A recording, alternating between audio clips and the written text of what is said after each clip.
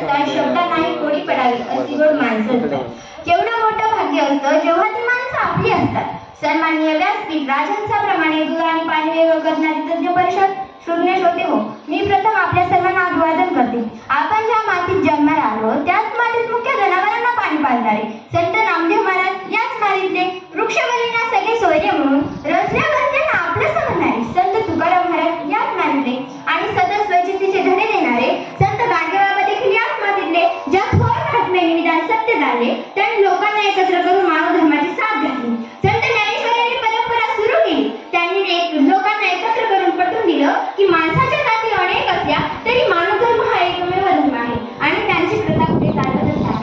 संत बहिणाबाई माणसातील स्वार्थी आणि लोभसपणा म्हणतात की माणसा माणसा तुझी नियत रे बेकार, माणसा माणसा तुझी नियत रे बेकार, तुझ्यावरूनही बरं गोड दिसलेलं जनावर. याच बहिणाबाईच्या काव्यभक्तीचा संदर्भ घेऊन मी कुमारी सृष्टीकला पुढे आपणासमोर विषय मांडते, माणसा माणसा परिभाषित माणूस. मंडळी, जगणं इतकं सुंदर आहे, अनुभव तुम्हाला सेट जाईल. प्रयत्न करायला विसरू नका, मार्ग तुम्हाला सापडत आहे. जीवन ही एक रंगभूमी आहे. जीवन दोन परी काढा. जीवन म्हणजे संघर्ष, जीवनाच्या अशा कितीतरी व्याख्या पुरुषांनी मांडल्या.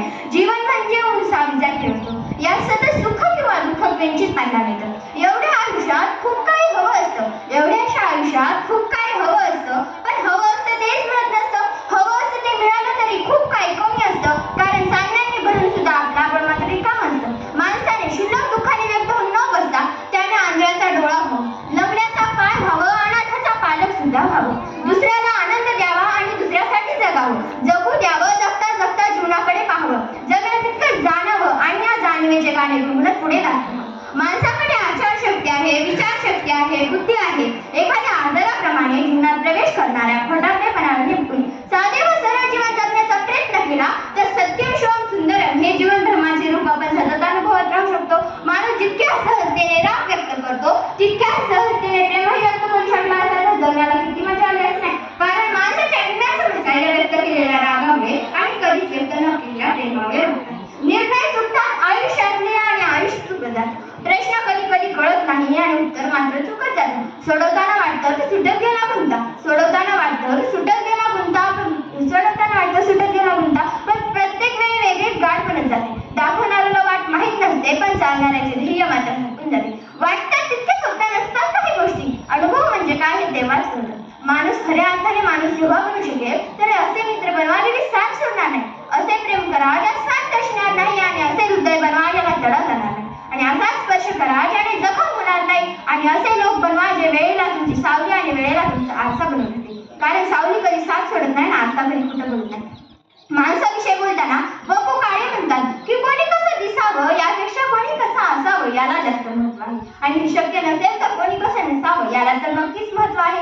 स्वप्न पूर्ण झाली नाही म्हणून रडायचं नसतं, रंग उडाले म्हणून चित्र फाडायचं नसतं. फक्त लक्षात ठेवायचं की सगळंच काही आपलं नसतं. कदाचित आपल्या दुःखात दुसऱ्याचं सुख असतं. हव्या असलेल्या सगळ्याच गोष्टी माणसाला मिळत नाहीत, पण नको असलेल्याच गोष्टी का माणसाला हव्या असतात याचं उत्तर सुरेश भट्टांनी अगदी छान सांगितलं. आयुष्य छान आहे, थोडं लहान आहे, रडतोच त्या वेड्या लढण्यात छान आहे. काट्यातली फुलांची झुलती कमान आहे, उचलून घ्या मग ते दुनिया दुकान आहे. आणि जगणं निर्भय म्हणतो तो बैमान आहे. पूर्वी विद्वान सर्वत्र पूज्यते असं म्हणत जायचं, पण आता धनवान आणि सत्वान सर्वत्र पूज्यते अशी म्हणायची परिस्थिती निर्माण झाली आहे.